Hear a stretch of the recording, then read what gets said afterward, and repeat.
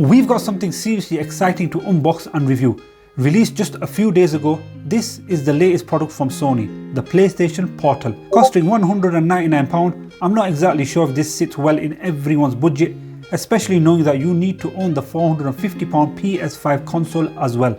The packaging is sleek and inviting. The box itself is adorned with the iconic PlayStation logo and some promotional graphics of the Portal. But let's not waste any more time and get this open. We understand that this is not like the previous PSP we had many years ago, but that does not mean we will write this off before giving it a chance to prove itself. Straight up, we have this cool, simple looking box which I really like, has some class to it. Inside you just get your charging cable. This really is a simple unboxing. And then there's the Portal itself, which looks like a limousine version of the DualSense controller. Of course, you get a chance to do this, the satisfying part of unboxing, which is ever so good for the soul. You really don't realize how big the screen is until you have this held in your hand. It's not a top spec OLED, which is what we would have all preferred, but rather it is an 8-inch 1080p LED screen. It also runs at 60 frames per second. There is absolutely nothing going on at the back. It is very simple and plain. Of course, you have all the physical features of the PS5 pad. Sadly, it does not have Bluetooth, so you will have to use PS-Link compatible headsets. The comfort is similar to a DualSense PS5 controller. I say that because the Portal's handles are slightly shorter than those of the standard DualSense, which takes a little bit of getting used to. You have a 3.5mm jack and the volume buttons are at the top. You also have the haptic feedback and the adaptive triggers. Here's a side by side with the Nintendo Switch. The Portal is the larger of the two and weighs significantly more. You certainly can tell the difference when you hold one in each hand. This might prove to be a big problem. In my experience, the Switch cannot be played for more than 2 hours, and that is down to how uncomfortable it becomes in your hand. The PS Portal, however, may be an issue due to its weight. The comfortability on this beats a lot of other handheld devices. For me, it certainly is the most comfortable one yet, just like holding a PS5 DualSense in your hand. Let's power this up and see what it's capable of. It's worth noting that the Portal is a wireless PS5 accessory, not a portable PS5. That limits its appeal. You can't use it to stream games from the cloud, and you can't download games to it like a Nintendo Switch. You already need to have a PS5 console to use it. Using Portal also won't free up the console, so one person can play on the TV whilst the other plays handheld. The setup process seems pretty straightforward. You connect it to your home Wi-Fi network, turn on your PS5, toggle some settings and you're good to go.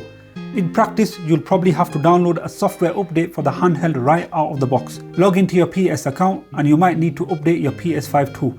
The PlayStation Portal truly excels in delivering stunning graphics and visuals. The screen display is crisp and vibrant, whether you are exploring vast open world environments or engaging in intense action sequences. The Portal's powerful hardware ensures breathtaking detail and realism.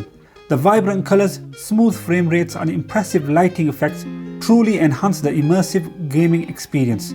Switching between games works just as it does on the PS5. Visually demanding games like Spider-Man 2 take a moment to launch, but once they do, they run incredibly well with next to no lag. Do bear in mind that your internet speed could play a big role in the amount of lag you experience. I experience none, but I do have fast internet. The screen has a distinct gloss to it that picks up fingerprints pretty easily, and you'll notice quite a bit of glare in brighter lighting conditions. Some PS5 games lend themselves better to a handheld experience than others. Spider-Man 2 has clear enough text and menus, but other games do experience issues and it is sometimes impossible to read the text.